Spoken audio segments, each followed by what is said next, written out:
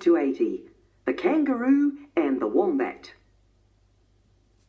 Many years ago, kangaroo and wombat were men.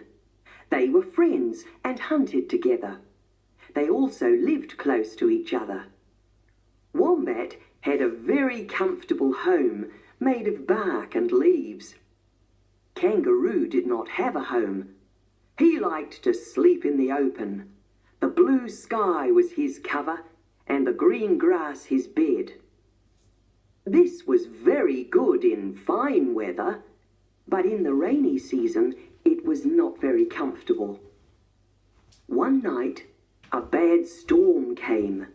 The wind howled and the trees were rocked as if shaken by a giant. The rain fell hard and it was pitch black. No twinkling stars or moon could light up the sky. The rain quickly put Kangaroo's fire out, and he was left in the dark, windy, wet storm. He was terribly cold and sensitive. Then he decided to go and see Wombat. He had a nice, comfortable and dry home. He thought, surely my friend will give me shelter on a night like this. I'll go and see him. He was cold and miserable when he arrived at Wombat's home. He looked in and saw there was room enough for both of them. He woke Wombat up and said, I'm terribly cold and wet. The rain has put out my fire. Can I sleep here tonight? Wombat answered in a very sleepy and grumpy voice, No, there isn't room enough for both of us. But there is room for me in the corner, Kangaroo said. No, because I want to put my head there, Wombat said, and moved his head into the corner. Kangaroo saw that the other corner became vacant. Kangaroo went back to the ashes of his fire. He sat for a while and thought. The storm was even worse now, and Kangaroo was getting wetter and colder by the minute. He kept glancing at Wombat's warm and dry home. He decided to go back to Wombat and ask for shelter once more. He entered Wombat's home, tapped him gently on the shoulder and said, The wind outside is awfully cold. It's raining even harder now. I would be ever so grateful if you will allow me to sleep in the corner of your warm and dry home. I promise I'll not disturb you. Wombat looked sleepily at Kangaroo and replied, I will not have you here. There isn't any room. Go away and stop waking me. But, Kangaroo said, there is room in that corner.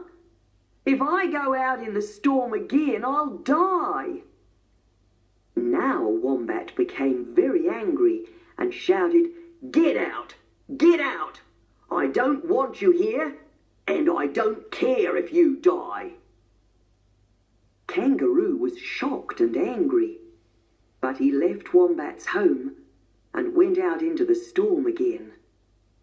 He wandered around in the dark until he found a round stone.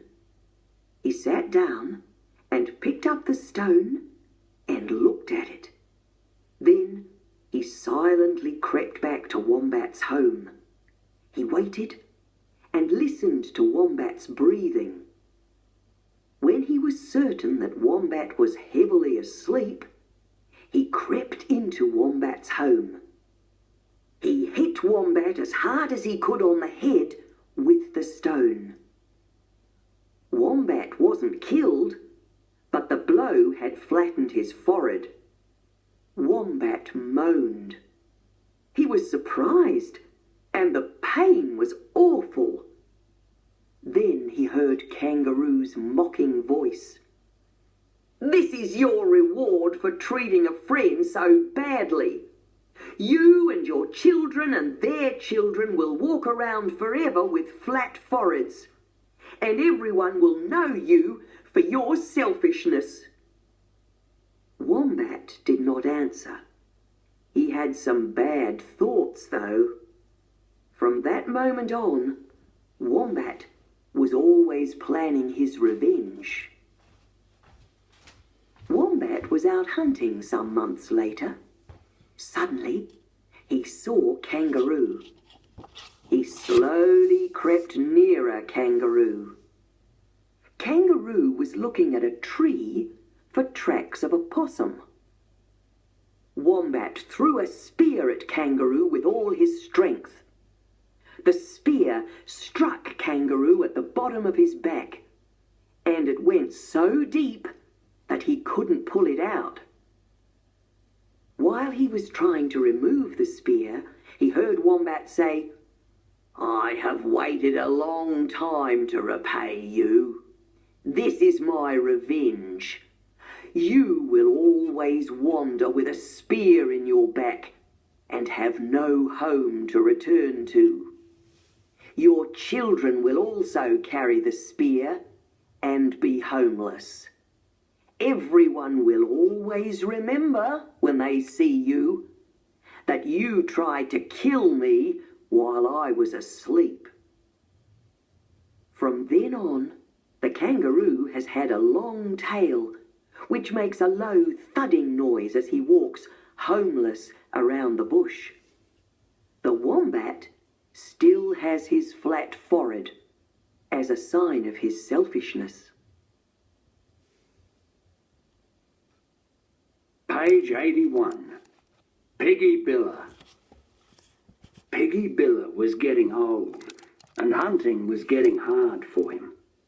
He didn't much like the meat of emus and kangaroos, but he liked the flesh of men. He used to lure young men